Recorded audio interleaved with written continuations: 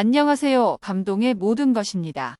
저희는 해외 커뮤니티 레딧과 감동의 모든 것 공식 이메일로 제보받은 실제 사연을 바탕으로 재구성한 스토리를 전달해드립니다. 구독과 좋아요, 알림 설정은 영상 제작에 큰 힘이 됩니다. 영상 수익은 독거노인 및 불우이웃에게 전액 기부되니 끝까지 시청 부탁드립니다. 그럼 본격적인 이야기 시작하겠습니다. 이곳은 영국의 한 가정집입니다. 10살짜리 소년이 평소 친하게 지내는 친구네 집에 놀러 온 모양인데요. 친구 가족들이 다 같이 식탁에 앉아서 간식을 먹고 있는데 이 남자아이는 친구네 가족들과 함께 간식을 먹지 않고 혼자 친구의 방에 앉아서 게임을 하고 있습니다. 저녁 전이라 배가 고플 만한데도 이 아이는 간식을 먹지 않았는데요. 이 친구와 놀기를 끝내고 집에 돌아간 아이는 울면서 배고픔을 참아낸 이야기를 엄마에게 합니다. 속상해하는 아이에게 뭐라 하지도 못하고 혼자 분통이 터진 엄마. 하지만 1년 뒤 영국 엄마는 한국에서 똑같은 일을 겪었는데요. 그녀가 겪은 한국에서의 재미있는 일이 인터넷 커뮤니티 사이에 화제가 되었습니다. 안녕하세요. 영국에서 쭉 살다가 작년에 남편을 따라 한국으로 와서 살게 된 제니퍼라고 합니다. 영국은 날씨 변화가 거의 없어요. 좋으면 좋고 싫으면 싫을 수 있죠. 변화가 없다 보니 사실 영국은 우울증 환자가 다른 나라보다 많은 편이에요. 평생 영국에서만 살 줄 알았는데 결혼 후 남편을 따라 한국으로 왔습니다. 남편은 미국 사람인데 그가 영국의 주재원으로 왔었어요. 그때 저는 영국에서 레스토랑을 운영하고 있었어요. 주재원으로 일하러 온 남편은 저희 가게에 점심을 먹으러 자주 왔어요. 어느 날은 내일 가게 문을 일찍 닫아도 되냐고 묻길래 왜 그러냐고 했더니 근처 호수에 놀러 가자고 하더라고요.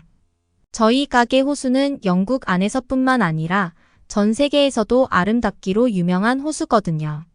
그 예쁜 호수에서 데이트를 하는데 성사 안 될 커플이 어디 있겠습니까? 저는 그렇게 남편에게 코가 깨어서 결혼까지 했답니다. 그리고 아들과 셋이 오붓하게 영국에서 잘 살았죠.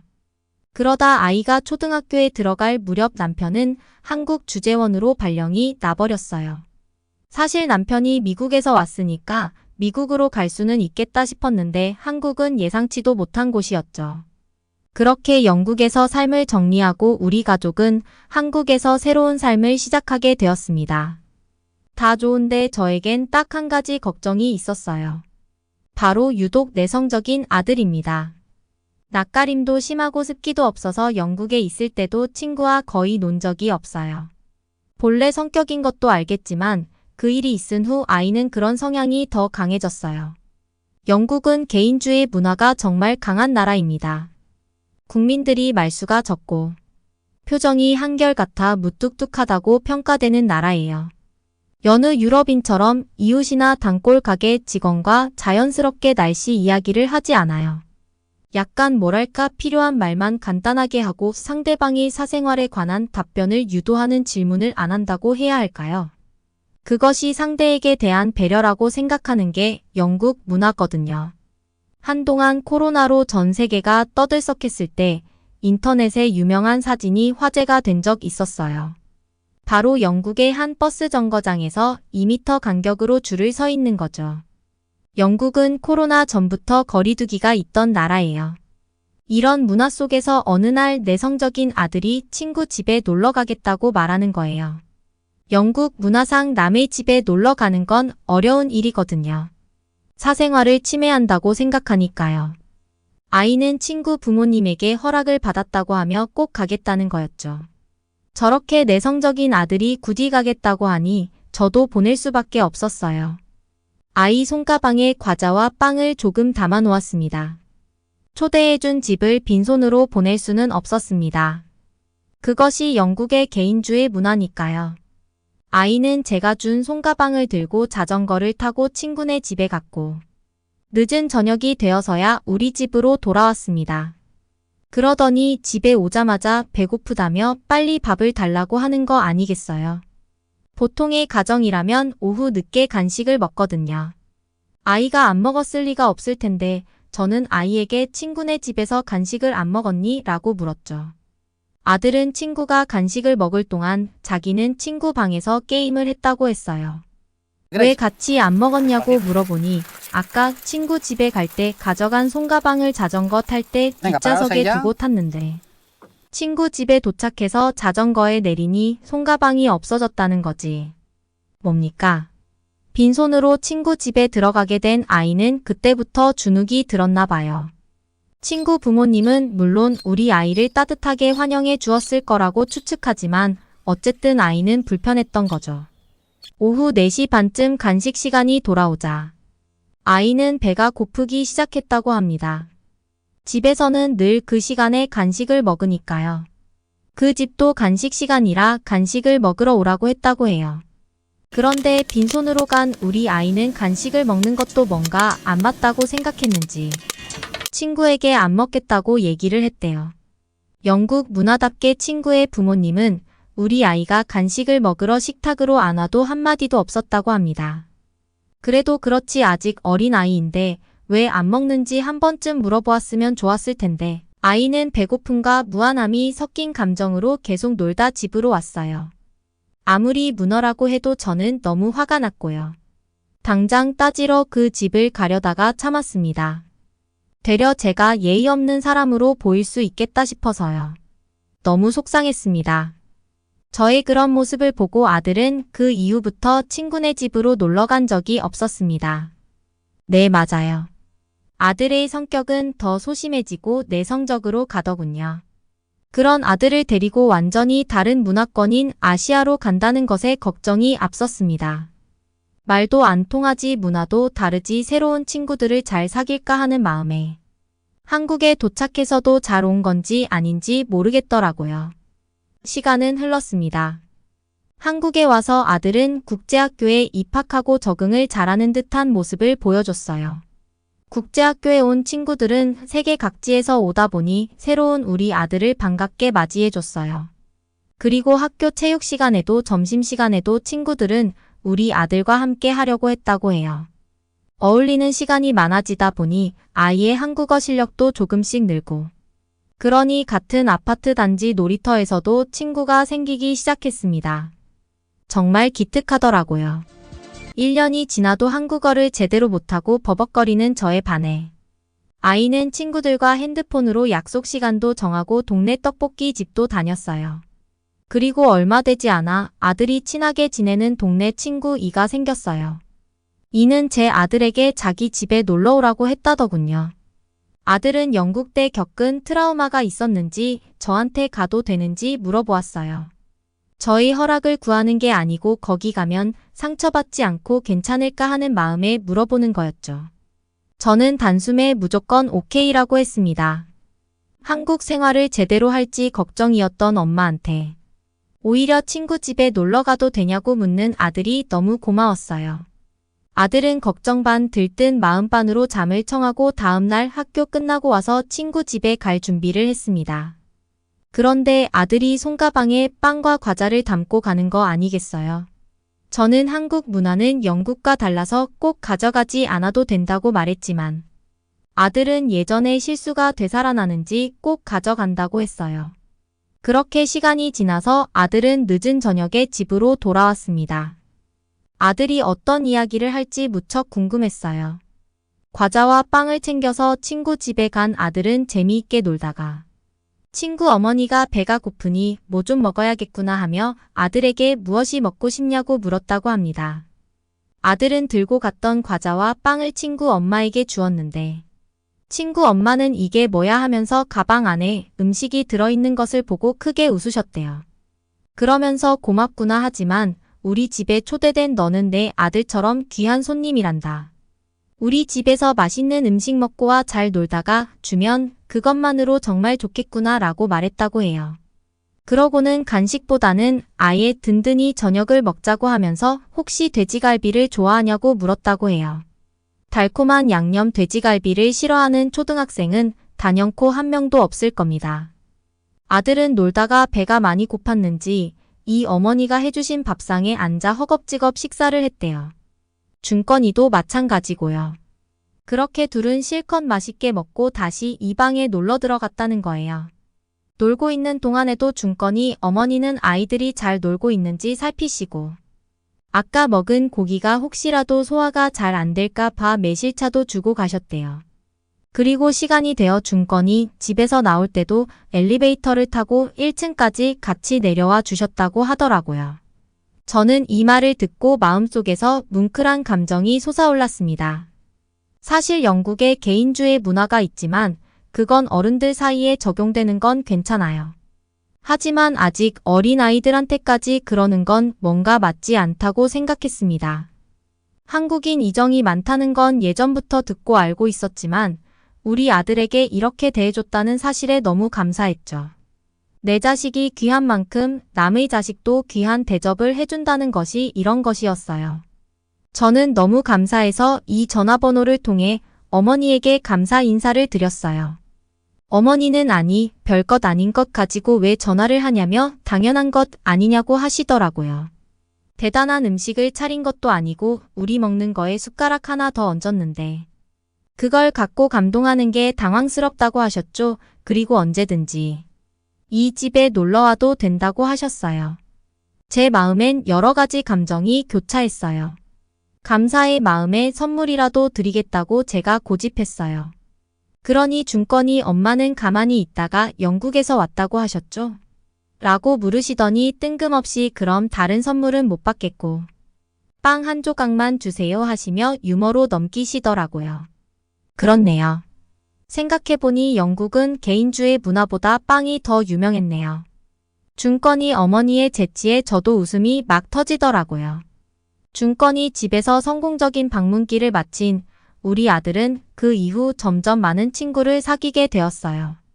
대부분 한국 친구들이었어요. 예전에 내성적인 성격이 많이 좋아졌고 이젠 게임할 때 팀 대표도 한답니다.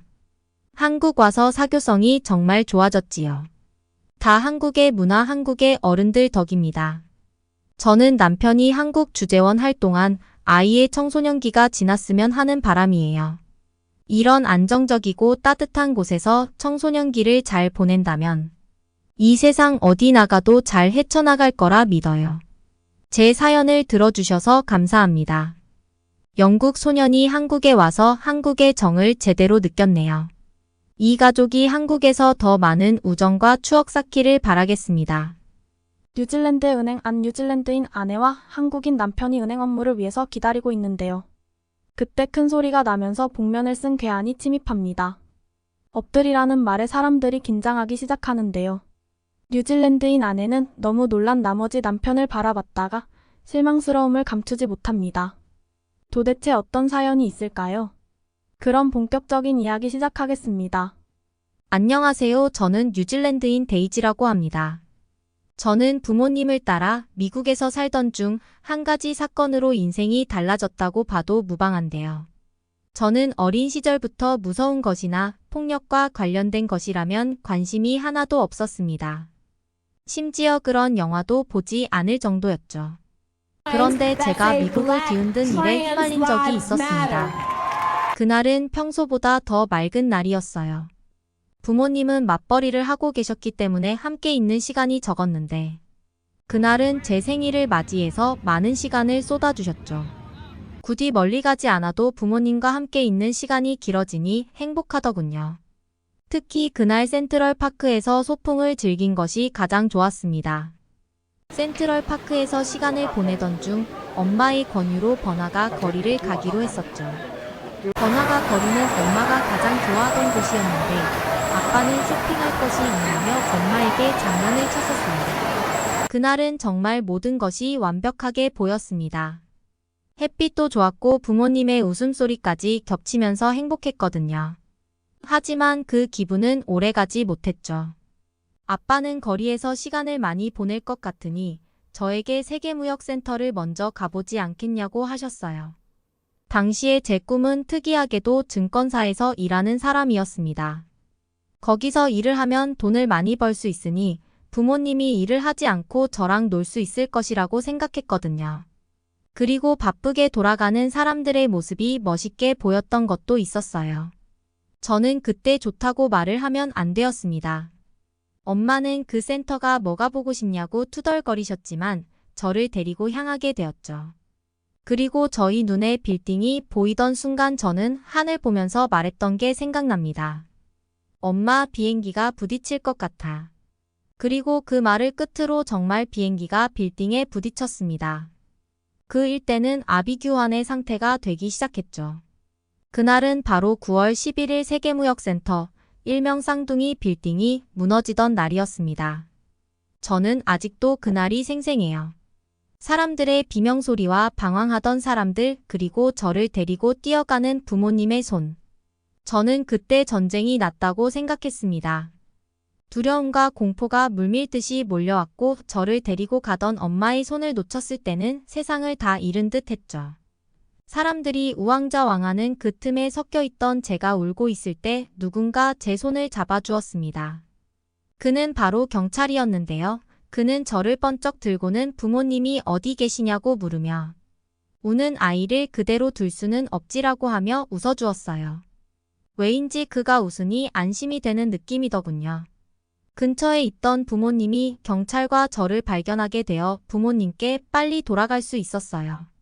부모님은 감사 인사를 하며 더 이야기를 나누려는 순간 경찰은 이미 어딘가로 사라지고 없었죠. 그날 이후로 제 꿈은 경찰로 바뀌게 되었습니다. 저를 부모님께 데려다 준 경찰이 아니었다면 저는 어떻게 되었을지 모르는 일이었죠. 그렇게 제 생일은 인생을 바꿀 만한 변화를 일으키게 되었어요. 한동안은 트라우마 때문에 아무것도 할 수가 없었습니다. 지금 생각해보면 그땐 어른들도 마찬가지였던 것 같아요. 그땐 뉴질랜드 전체가 분노와 슬픔이 들끓었던 시기였습니다. 아무래도 뉴질랜드의 중심에서 상상을 해본 적도 없는 범행이 일어났기에 정말 충격적이라는 말 외에는 할 말이 없었죠. 저희 가족은 고민 끝에 뉴욕을 떠나게 되었습니다. 하지만 경찰이라는 꿈은 포기하지 않았죠. 저도 누군가를 구할 수 있는 사람이 되고 싶다는 생각은 변하지 않더군요. 또 하나는 언젠가 그 경찰과 만날 수 있는 기회가 생기지 않을까 하는 이유였습니다. 다행스럽게도 저는 아무 탈 없이 자랐고 그렇게 꿈에 그리던 경찰이 되었습니다. 경찰이 생각과는 다른 직업이라는 것을 알게 된 것은 얼마 지나지 않고서였어요. 저는 악질 범죄자를 쫓으며 사람들을 돕는 것이 경찰의 역할이라고 생각했지만 막상 제가 상대하는 사람들은 시민들이었습니다.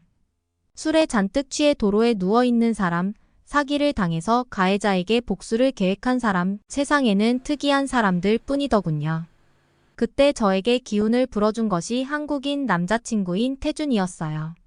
태준은 친구의 생일 파티에서 만났던 지인이었습니다. 그런데 우연이라는 이름으로 지인들의 생일 파티라든가 집들이에서 자주 만나게 되었고 저희는 데이트를 하는 사이로 발전하게 되었죠. 그러다 보니 서로에게 호감이 생겨 연인까지 된 것이었습니다. 경찰이 되고 나서 항상 듣는 말은 두 가지 중 하나였습니다. 경찰 일이 위험하다는 말 혹은 경찰들이 하는 게 뭐가 있냐는 이야기였죠. 특히 과잉 진압에 대한 이야기가 나올 때면 제 주변에 있는 사람들은 은연중에 저를 인종차별주의자로 몰아가는 경향이 있었습니다. 모든 경찰들이 그런 것이 아닌데 억울할 따름이었죠. 그럴 때마다 제게 힘이 되어준 사람이 태준이었습니다. 태준은 그 어떤 일이 있어도 큰 기복 없이 저라는 사람을 온전하게 바라봐줬거든요. 그걸 계기로 태준과 결혼까지 하게 되었습니다. 다만 태준의 유일한 단점이 하나 있었는데요. 바로 군대 이야기만 시작되면 끝이 없다는 것이었습니다. 한국에서 수색대라는 자부심이 얼마나 큰 것인지 모르는 저로서는 공감해주기 어려웠지만 그러려니 했죠. 결혼을 하고 나니 더 자주 해서 곤욕이긴 했어요. 특히 태준이 수영을 잘했는데 바다를 가는 날에는 수색대라는 단어를 몇 번을 듣게 되는지 알 수가 없었죠. 항상 수색대라면 이 정도는 당연하다라는 말을 달고 살았거든요. 평소에 태준과는 다른 사람인 것처럼 느껴질 정도였습니다. 그러니 수색대는 말만 나와도 질색하게 되더군요. 그래도 굳이 티는 내지 않았어요. 이야기를 할 때 태준의 자부심이 엿보였거든요. 그리고 그날이 오게 되었습니다. 그날은 평소보다 화창한 날이었어요. 그날 오랜만에 비번이라서 태준과 함께 밀린 집안일을 하기로 했습니다. 예를 들면 청소라든가 장보기 같은 일들이었죠. 태준은 그 전에 은행에 갈 일이 있다면서 같이 가자고 하더군요. 솔직히 태준이 은행에서 일을 보고 있을 때 제가 다른 일을 하면 더 빨리 집안일을 끝낼 수 있지 않을까 싶었습니다. 하지만 은행이 얼마나 오랫동안 대기를 태우는지 알기 때문에 저는 남편의 옆에 있어주기로 결정했어요. 아무리 그래도 같이 있으면 시간이 금방 지나가기는 하잖아요. 그렇게 저희는 은행으로 향했습니다. 저희 차례를 기다리면서 이야기를 나누고 있는데 생각하지도 못한 사태가 벌어졌어요. 바로 은행에 강도가 침입한 것입니다. 강도는 오직 하나였지만 총을 들고 오며 사람들을 위협하더니 다 엎드리라고 하더군요. 사람들은 비명을 지르며 나가려고 했지만 가장 가까이에 있던 아이를 인질로 잡아 아무도 나가지 못하게 했습니다. 사람들은 아이가 무슨 일을 당할까 봐 바로 엎드리기 시작했죠. 저는 비번이긴 했지만 경찰이 된 이후로 습관이 되어 외출할 때는 항상 개인 총을 가지고 다니기는 했는데요. 무슨 일이 벌어질지 모르니 함부로 사용할 수가 없었습니다. 더군다나 강도가 어린아이를 인질로 잡고 있으니 미칠 노릇이더군요. 경찰이라서 이런 일을 연습도 해본 적이 있고 심지어 현장 경험도 있었지만 일상생활에서 벌어지니 어떻게 해야 할지 당황스러울 따름이었습니다. 은행에 일반인들만 가득한데 동료들 없이 저 혼자 강도를 제압해야 한다니 막막할 따름이었죠. 더군다나 군대에 대한 자존감이 높은 남편이 나설까 봐 두려워 옆을 보는 순간 저는 한숨이 절로 나왔습니다. 남편이 어느 틈엔가 도망을 가고 있더군요. 제 옆에 있었는데 저한테 엄청 멀어져 있었거든요. 솔직히 실망하지 않았다면 거짓말이지만 그래도 괜한 짓 하지 않아서 다행이라는 생각이 들었습니다. 불행 중 다행으로 제가 입구에서 멀리 떨어진 곳에 있어서 핸드폰이 사용하는 것이 보이지 않을 것 같았죠. 비번이 아닌 동료에게 은행에 대한 위치를 알려주려고 노력하고 있었습니다. 하지만 그 생각은 얼마 지나지 않아 바뀌게 되었죠. 엎드려 있는 사람들 틈으로 어느새인가 강도 가까이에 다가간 남편이 보였거든요. 그러더니 가방에 돈을 담고 있는 강도를 향해 몸을 던지는 것 아니겠어요. 그 후 옆에서 덜덜 떨고 있는 아이를 안아 올리고는 입구를 향해 뛰기 시작했습니다. 저는 그 모습을 보고 어린 시절이 떠올랐습니다. 저를 안아서 뛰어가던 그 경찰 아저씨가요. 생각을 정리하기도 전에 강도는 벌떡 일어나더니 총으로 제 남편을 겨눴습니다. 그 모습을 보자 자리를 박차고 일어나 몸을 날렸지만 이미 발사된 후였더군요. 반전은 총소리가 크지 않았다는 겁니다. 강도가 가져온 총은 바로 장난감 총이었던 거죠. 그 사실을 알게 된 저는 곧바로 그 남성을 향해 몸을 던질 수 있었고 은행에 있던 다른 분들도 함께 도와주셔서 그를 잡을 수 있었습니다. 그 후에는 당연히 제 연락을 받고 온 동료들에게 넘겨지게 되었죠. 동료들은 비번인 날에도 한 건 울린다며 웃었지만 저는 웃음이 나오지 않았어요. 그날 남편을 잃는 줄 알고 저는 너무 무서웠거든요. 저는 나중에 남편에게 왜 도망가지 않고 아이를 구했는지 물을 수 있었죠. 남편은 아이가 무서워하고 있는데 그렇게 둘 수 없었다는 한마디를 하더군요. 예전 기억이 떠오르면서 경찰이 되려고 했던 이유까지 생각나는 순간이었어요. 태주는 자신이 나서지 않았다면 아내인 제가 나섰을 텐데 그 상황에서 자신이 할 수 있는 최선을 다한 것이라고 하더군요. 저를 잃지 않으려고 한 선택에 저는 눈물을 흘릴 수밖에 없었습니다. 남편의 마음을 잘 알게 되었거든요. 그날 이후 태주는 제 남편이지만 존경하는 인물이 되었습니다. 제가 용기 내지 못했던 일을 해낸 것이라서 더 대단하게 느껴지더군요. 저도 요즘은 남편이 한국 수색대 출신이라는 것을 자랑하기도 해요. 그의 자부심을 더 올려주고 싶어졌거든요. 항상 제 남편 태준이 자랑스럽다는 것을 그리고 사랑한다는 것을 알려주고 싶습니다. 오늘의 사연은 여기까지입니다. 응원이나 남기고 싶은 말이 있으시면 댓글로 남겨주세요. 사연자분께 전달해 드리겠습니다. 저희 감동의 모든 것은 실제 사연 제보를 받고 있습니다. 채택되신 분께는 선물도 드리고 있습니다. 저희의 사연이 여러분의 하루에 작은 힘이 될 수 있었으면 좋겠습니다. 지금까지 한국의 감동적인 이야기를 전해드리는 감동의 모든 것이었습니다. 구독과 좋아요를 눌러주시면 영상 제작에 큰 힘이 됩니다. 감동적인 사연을 주변 사람들에게 공유하고 함께 이야기 나눠보세요. 끝까지 시청해주셔서 감사합니다. 더욱 더 좋은 영상으로 찾아뵙겠습니다.